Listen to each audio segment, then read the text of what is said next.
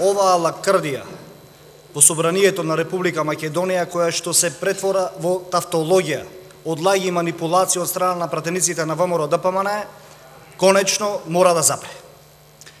Во тој контекст изјавувам дека јас, моите колеги пратеници од оваа лева страна, ќе се откажиме од нашите реплики, но и тоа како ќе укажуваме на процедуралните забелешки кон вас и кон господинот Велјановски. Господине Велјановски, сакам да ви укажам на огромната одговорност која ја носите не работејќи деловнички. Помина 8 денови работејќи во Собранието, а ништо суштински значајно не е сработено.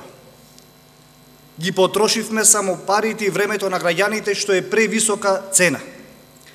Јавноста треба да знае дека клучот на оваа разрешница е во овој човек позади мене, во господинот Велјановски, и тој ја носи целата одговорност за ово што се случува денес.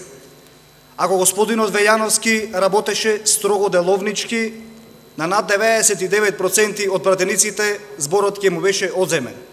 Ние досега ќе бевме завршени со оваа точка, ќе изберевме председател на оваа комисија, кој што доаѓа од вашите редови, ќе имавме изберено дури и председател на Собранието и ќе дебатиравме за новата влада на Република Македонија.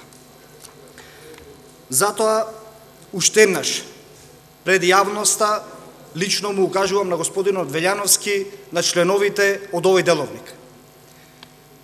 Член 89 став 3 стриктно на говорот на пратеникот е дозволена само една реплика. Во говорот пратеникот мора да се ограничи на исправката и тоа не може да трае подолго од 3 минути.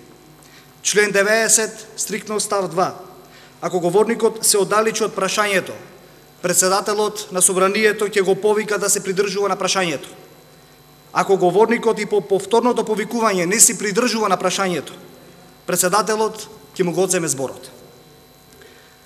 Затоа, господине Велјановски, конечно, или работете деловнички за доброто на граѓаните, или напуштете ја таа фотеља. Благодарам.